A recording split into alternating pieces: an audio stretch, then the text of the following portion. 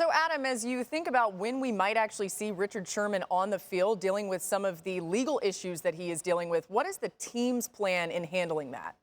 Well, right now he's practicing with the team, Laura, and the idea is that he could be ready to play Sunday night, depending on how he feels and looks at practice this week. Now, you're referring to, of course, the incident this past summer, this July, at his in-laws' house when there were 5 misdemeanor charges brought against Richard Sherman. The league is still looking into that, but it doesn't seem right now like it's going to stand in the way of him playing while it looks into that situation. Richard Sherman addressed that, said that he's been treated for that. He's made improvements from that. We'll see what the league decides to do, if anything, from that. But in the interim, the Buccaneers have gone ahead and signed Richard Sherman to a 1-year contract, knowing that they need help in the secondary, knowing the type of competitor that he is. And we all know the history of Richard Sherman and Tom Brady. Once, when Seattle beat the Patriots, Richard Sherman went up to Tom Brady when he was just getting started in this league, making a name for himself, and he said, "You mad, bro?" And Tom Brady's not mad anymore right now. He's happy to have Richard Sherman on the same team. Yeah, it's a little different when they actually get to be teammates. More Adam Schefter coming later on in this show. And a reminder of just what the Bucs are getting in Richard Sherman.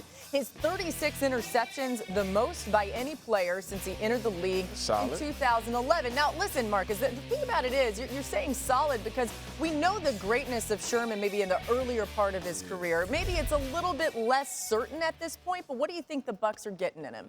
They're getting an experienced player that understands how to play the game. And sometimes that can compensate for what you lack physically, right? Richard Sherman is not going to be asked to line up and play man-to-man every play in this defense. That's just not what you can ask him to do. But what he can do for this secondary is help those other guys in their maturation process. And obviously this is a move because they're limited. They're thin on the back end as well. But he understands how to play football. I learned that from guys like this sitting next to me, from Keyshawn and Greg Ellis and a lot of my vets when I came into Dallas. Yeah, some of the athleticism may have fleeted. Some of the things that they were able to do may have fleeted, but they understood the game. And they were able to teach a lot of us about positioning, winning the play before the snap actually happens. And I think that's what Richard Sherman is going to bring to the Tampa Bay Buccaneers. Another coach is what you're getting. You get another brain. I mean, I don't even want to go into his academics at Stanford. Let's leave that alone, finishing in the top. USC guys, whoa. You know, brain-wise, they're getting a leader in the locker room.